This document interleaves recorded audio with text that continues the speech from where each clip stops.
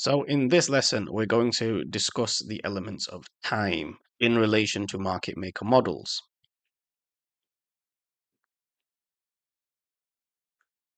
Again, if you haven't gone through the academy already, or you're not really familiar with ICT concepts, this is going to be a little bit more difficult to follow. Essentially, the market maker models are running on a time element that blends with price.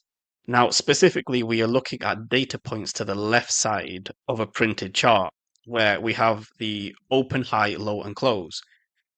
Now, price will refer back to these data points inside of a window of time. When these data points align with time, the algorithm is going to deliver a set of instructions, which is essentially what a macro is. These instructions will be carried out and price will deliver in one of four ways: consolidation, expansion, reversal, and retracement, right? Now, let's take that on a weekly range. And let's say, for example, this is a 1 hour time frame. Now, there are various market profiles, and not every week is going to obviously pan out like this, right? Which is why it's important for you to be aware of where you are within the stage of market maker model. If you understand the higher time frame fractal, then you can pinpoint where you are within that price delivery continuum. Now, Monday, typically, we have a consolidation. This is generally where orders are building up above the market and below the market. On Tuesday, we will have a retracement back into the expansion leg where price will align with a data point, and ideally we are looking for this inside of a kill zone. When the data point and time align inside of this kill zone, the first stage of accumulation will commence. The output will be an expansion phase, followed by a retracement, again inside of another kill zone, where we will have our second stage of accumulation. On Thursday, typically, we can form the high of the week. Generally, it will happen during the New York session, and this is where we will experience our smart money reversal. The buy program for the market maker sell model will be complete. We will witness a change in state of delivery, and a sell program will commence. On Friday, we can see a retracement back up into the expansion leg created after the smart money reversal, and this is where we will typically have our first stage of distribution. We can normally see this in the form of a TGIF trade, where we can retrace from 20 to 30% back into the weekly range that has already been formed. On Monday, in this case, we do not see the consolidation, but instead we see a retracement back into the expansion leg after the first stage of distribution, and our second stage of distribution takes place, which is also our silver bullet. So when we can understand where we are within price delivery, it will help us to identify when we want to be in a trade and when we don't.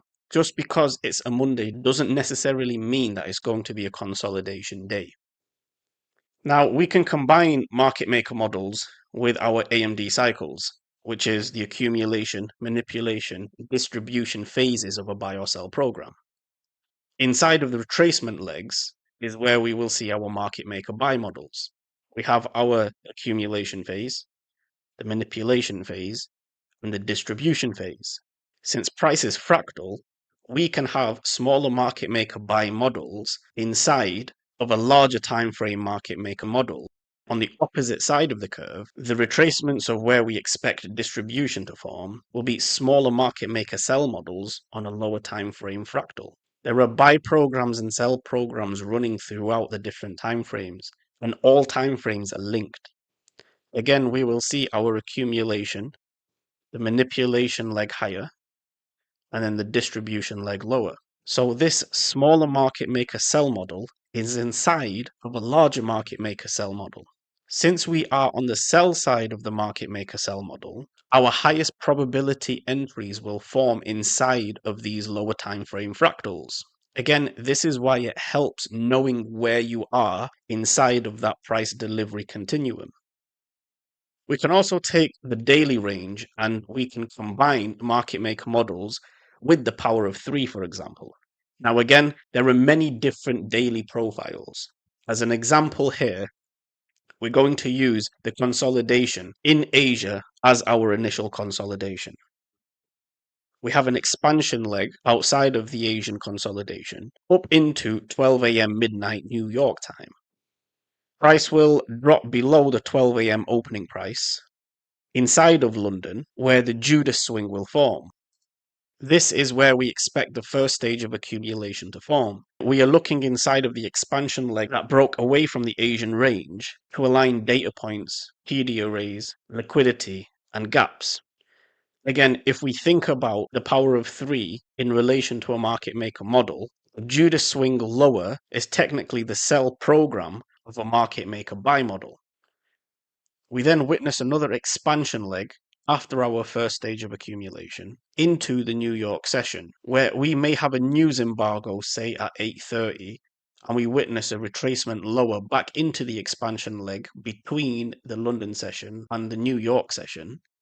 And this is where we expect the second stage of reaccumulation to form.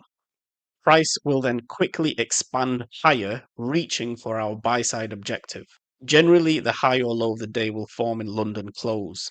If there is a news event in London close and we have not yet completed our buy side objective prior to the news release, then this is where the algorithm is likely to spool price. Once the buy side objective has been complete, we will see a smart money reversal and a change in state of delivery will take place. Now, we can combine the market maker models with the power of three and standard deviations. Now, what do I mean by that? Well, post 12 a.m. New York midnight, we're expecting a drop lower. That retracement leg lower is the manipulation phase, where we expect our first stage of accumulation. Now, if we take a fib of that manipulation leg and we anchor it from the high to the low, and we project deviations of that range upwards, we can get an indication of how high the buy program can reach for. In this case, we get 4 standard deviations.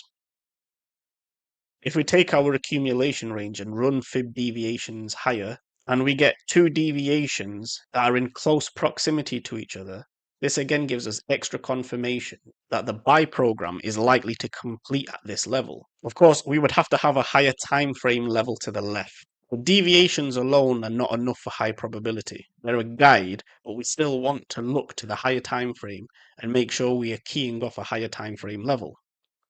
Now, if we take the accumulation range and we project deviations higher, this will give us our manipulation leg.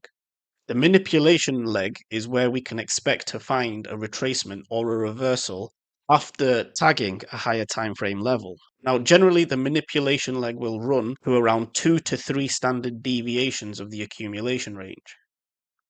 If we take the manipulation swing that completed our buy program and we project deviations lower, we can predict our distribution leg to terminus. The distribution leg will normally fill 4 to 5 standard deviations of the manipulation swing. Again, refer back to previous lessons where we can build a confluence of different projection points, pip ranges, and higher time frame levels. But 3 to 4 standard deviations of the manipulation leg and 4 to 5 standard deviations of the distribution leg will serve you very well going forward. Again, if you use this as a rough guide, you would be able to distinguish whether we are in a retracement leg or we are in a distribution leg of a market maker model. Of course, we can also apply this to the AM session. And inside of the AM session, between 10 and 11 o'clock, typically we will see our silver bullet entry form. Now, the silver bullet entry is something that ICT has discussed on his YouTube channel, where we are looking for fair value gap inside of the expansion leg, inside of the times of 10 a.m. and 11 a.m. New York time. This is where we are likely to see our first stage of accumulation. Now, we understand that inside of the stages, we are looking for smaller market maker buy models.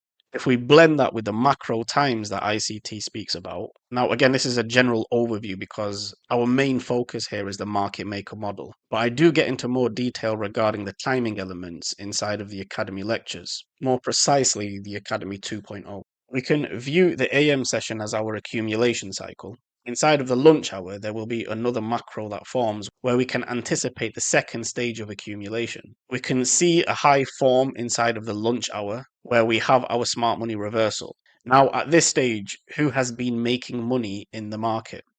It's been the buyers, right? After the smart money reversal, we're going to start our distribution cycle or our sell program to target the stops of those buyers from the morning session. We can typically see our first stage of distribution at the end of the lunch hour. And again, our silver bullet zone between 2 p.m. and 3 p.m., we will have our second stage of distribution, targeting the AM session lows. Notice the timing and where this stage of distribution is occurring. Silver bullet zone. This is the original silver bullet. Now the penny should be dropping of why ICT has called those times specifically the silver bullet time. Essentially, he is talking about the different stages of accumulation or distribution which occur at specific times of the day, right? So thank you for watching. I hope you have found this one insightful. Again, we will be getting into a little bit more detail in the next lessons. Everything that I have taught throughout these lessons, I will be applying it to a real chart so you can see how it all fits together, right? In the meantime, please go through your own charts and specifically note the times of day where you are seeing these stages of accumulation forming. So again, thank you for watching, and I will catch you again in the next lesson.